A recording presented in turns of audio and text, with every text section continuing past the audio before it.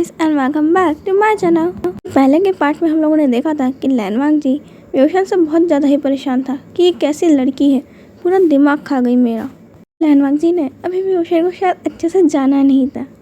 यहाँ पे लैनवांग जी और व्योशन को और उसके दोनों भाई बहन यानी कि जांग चेंग, जांग याली और अपने भाई के साथ ऑफिस पहुँचते हैं। लेकिन सोच रहे थे कि ये लोग हैं कौन, और सीढ़ियों के साथ सीधे उनके ऑफिस में चले गए। वहाँ पे व्योशन, जांग चेंग और जांग याली लैनवांग जी और लैंसजन के साथ उनके ऑफिस में बैठे हुए थे, जहाँ पे वो लोग उन्हें कुछ चीज़ें समझाने लगते हैं। तो वो एक वाइट बोर्ड पे सारी चीज़ें लिखने लगते हैं। वहाँ पे लैनवांग जी अब व्योशन को कहता है कि तुम्हें को समझ में आया। व्योशन कहती है कि वैसे तुमने जो भी लिखा इसमें समझ नहीं आ रहा, इस पर हाथ लगाओ तो ये जो भी नीली सी चीज़ है वो हमारे हाथ में क्यों लग जाती है। लैनवांग जी देखता है कि जितनी देर से वो लिख रहा था उतनी स्पीड से व्योशन सारी चीज़ें मिटा चुकी है। और वहाँ पर लैनवांग जी जब दूसरी ओर देखता है तो जांग चेंग तो उसके हर ऑफिस की चीज़ों को देख रहा था। जांग याली उसकी फाइल को खोल के देख रही थी और वहाँ पर लैंसजन बस बैठ के जांग चेंग को ताड़ रहे थे कि वो कितना क्यूट है ना और कितनी प्यारी हरकतें कर रहा है। लैनवांग जी को ऐसा लग रहा था कि उसके पूरे इस ऑफिस के अंदर कि पता नहीं कौन से बच्चे घुसा है तो उसकी एक भी चीज़ों को छोड़ते ही नहीं। लैनवांग जी जांग चेंग से अगर एक चीज़ छुड़ाए तो उतनी देर में वो दूसरी चीज़ पकड़ लेता, और अगर वो जांग याली के पास से जाके अपनी फाइल्स ले तो वहाँ पे व्योशन जाके पता नहीं क्या ही करने लगता उसके कंप्यूटर में। लैनवांग जी को ऐसा लग रहा था कि 3 सबसे शैतान बच्चों को संभालने का टास्क उसको मिल गया है। फिर लैनवांग जी व्योशन से अपना लैपटॉप बचाते बचाते कब व्योशन ने हल्का सा ज़्यादा उसको छू दिया तो बेचारा खुद ही टूट गया। वहाँ पर लैनवांग जी सोच रहा था कि मेरा न्यू लैपटॉप वो भी तोड़ दिया। वहाँ पे व्योशन देखता है कि इतनी सारी चाबियाँ ये काई की हैं। वहाँ पे लैनवांग जी के डेस्क पे ही 4 कीज रखी हुई थी कार की, और कहीं उसके ड्रॉर में पड़ी हुई थी। वहाँ पे व्योशन उन सबको उठा के बस हाथ में हल्की सी पावर से मोड़ता है और मुट्ठी बंद करता है, और सब चूरा बन के निकल रही थी। लैनवांग जी अपनी बाकियों की 3 की उठा लेता है कि भाई कार बिना की के चालू कैसे करूँगा मैं, ये लड़की कुछ भी नहीं छोड़ेगी आज मेरे पास। लैनवांग जी सोच रहा था कि ये इनके ट्राइब में सब लड़कियों को इतने ज़्यादा लड़ना सिखाना ही नहीं चाहिए। देखो अब सारी चीज़ें तोड़ फोड़ कर रहे हैं, ये लड़कियाँ भी ना होती जैसी हैं, कभी दिमाग खाती हैं कभी चीज़ों को तोड़ती हैं। सब लड़के को देख के ही उसके पीछे पैदा हो जाती है। जब लैनवांग जी व्योशन को पीछे पीछे भागता है उसे पकड़ने के लिए कि इसे एक जगह शांति से बिठाया जाए। वहाँ पे लैनवांग जी कहता है कि आप जांग चेंग को पकड़िए ब्रदर, और वहाँ पे लैंसजन जांग चेंग के पीछे, और लैनवांग जी अपनी सेक्रेटरी वैन चिंग को बुलाता है और कहता है कि तुम जाके जांग याली को पकड़ो, पता नहीं ये लोग मेरे ऑफिस का क्या हल करेंगे। वो तीनों अब उन तीनों भाई बहन के पीछे थे। यहाँ पे व्योशन और जांग याली इतनी तेज़ भाग रहे थे कि पकड़ में नहीं आ रहे। पहले लैंसजन, लैनवांग जी और वैन चिंग तीनों ही थक चुके थे भाग भाग के, बट ये तीनों को देखो कि रुकने का नाम ही नहीं ले रहे। यहाँ पे लैनवांग जी कहता है कि मैं थक गया हूँ, और वहाँ पे फ्लोर पे वो बैठ जाता है, लैंसजन भी और वैन चिंग भी। वो लोग हाफते हुए कहते हैं कि इतना ज़्यादा तो हमने बचपन में भागे थे, उसके बाद तो कोई भागा ही नहीं। व्योशन आती है और कहती है फॉर योर काइंड इन्फॉर्मेशन कि हम बस आपको इतना बताना चाहते थे कि आपकी हेल्थ के लिए कुछ फिजिकल एक्सरसाइज इम्पॉर्टेंट होती हैं, और जो आप इतने टाइम से बस इस कमरे में बंद पड़े रहते थे, इस लैपटॉप में घुसे रहते थे और आप फोड़ फोड़ के काम करते थे, और यहाँ से जाने के बाद अपने ऑफिस का काम घर में भी करते थे, खाना खाते थे और सो जाते थे। इस पूरे शेड्यूल के अंदर आपने कौन सा ढंग का काम किया है या कोई एक्टिविटी करी है, अगर आप खुद सोचें तो आपको मालूम चलेगा कि आपने कुछ नहीं किया।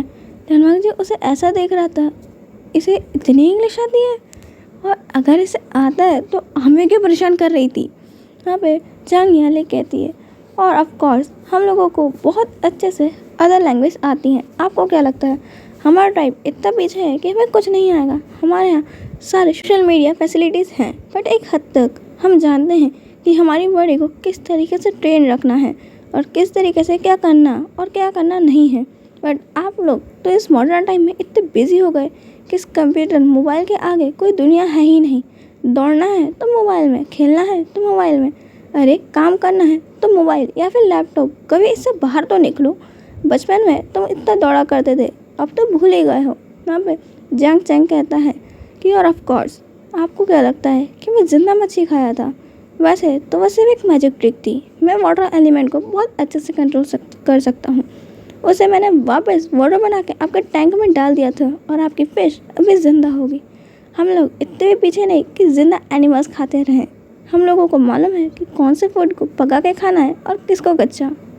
फिर लैनवांग जी, लैंसचन और वैंसिंग तो बिल्कुल शॉक्ड फेस से इन्हें देख रहे थे कि अगर इन्हें इतना सब कुछ आता है और पता है तो ये लोग यहाँ पे ऐसे कपड़ों में क्यों आए जैसे इन्हें कुछ पता ही नहीं है और हमें क्यों परेशान कर रहे थे। यहाँ पे वेओशान अब आती है और लैनवांग जी के सामने चेयर पे बैठ जाती है और अपने हाथ में एक फ़ाइल लेती है जो उसे जांग चैंग देता है और कहती है, ये रही आपकी फ़ाइल जो आपने हमें कहा था आप हमारी कंपनी का साइन इन करेंगे।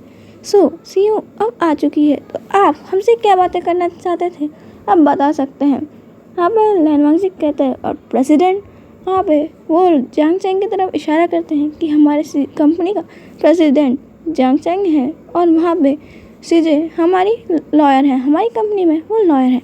वहाँ पे लैनवांग जी अब उठता है फ्लोर से अपनी सीट पे जाके बैठता है और कहता है कि ओह तो ये सब तुम्हारा नाटक था कि उस ट्राइब से आना, मुझे परेशान करना और अब यहाँ पे ये सब कुछ किया क्यों था तुमने, तुम्हारा कोई स्पेसिफिक रीज़न। अब वेओशान कहती है कि हर कोई काम किसी स्पेसिफिक रीज़न पे हो ये ज़रूरी भी नहीं, पर हाँ एक कारण ज़रूर था कि तुम्हारी मदर ने मुझे इंसिस्ट किया था कि मैं आके बस तुम्हारे इतना परेशान करूं, एक दिन के लिए ही सही उनके लिए टाइम निकालो।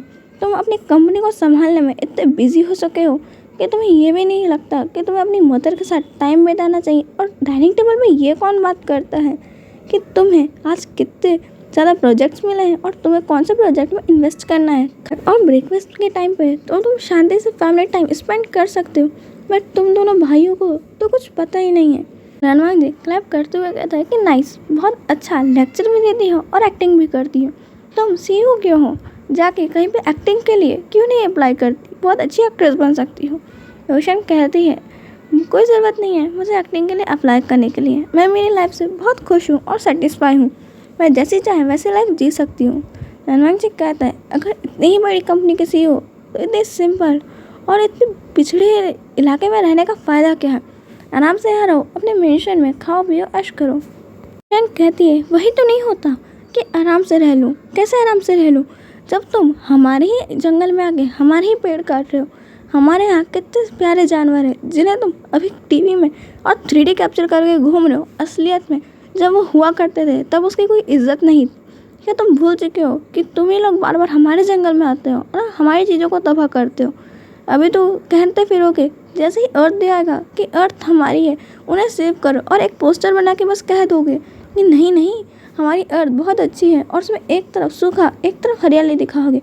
वही सूखा तुम्हारे दिमाग में पड़ी हुई है और हरियाली तो तुम्हारे लिए सिर्फ कैमरे में कैप्चर होने वाली कोई इमेज रह गई है। लैनवांग जी कहता है कि ऐसा नहीं है, हमारी कंपनी ने जितनी ऑर्गेनाइजेशन खोली है वो सब के सब ट्रीज को लगाती भी है और उनकी केयर भी करती है। वेओशान कहती है कि ओह अच्छा, तुमने ज़रा अपनी ऑर्गेनाइजेशन पे कभी विजिट भी किया है या कभी देखा है कि वो काम कर रही है या फिर नहीं।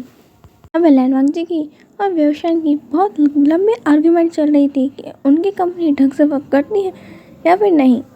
लैंसचन कहते हैं कि चुप हो जाओ, अब तुम लोग कितने देर से बातें कर रहे हो, बातें नहीं तुम लोग लड़ाई कर रहे हो, मीटिंग करनी है तो शांति से करो ना, ये कौन सी मीटिंग है जहाँ पे तुम सीधे फेंक के लड़ रहे हो। क्योंकि ये लोग लड़ते लड़ते इतने ज़्यादा गुस्से में आ चुके थे तो टेबल पे से सामान उठा उठा के फोड़ फोड़ के अपनी बातें कह रहे थे।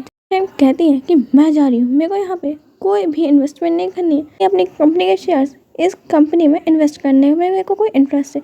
लैनवांग जी कहते हैं कि हाँ तुम जैसी एरोगेंट और बॉसी सीईओ को कौन चाहेगा कि वो उसकी कंपनी में आए और यहाँ पे कोई इन्वेस्ट करे।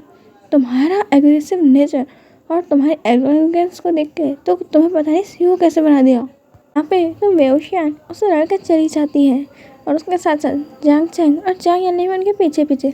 आज के लिए इतना ही, हम मिलेंगे नेक्स्ट पार्ट में। बाय। सभी को नवरात्रि की प्रथम दिवस की बहुत सारी शुभकामनाएं।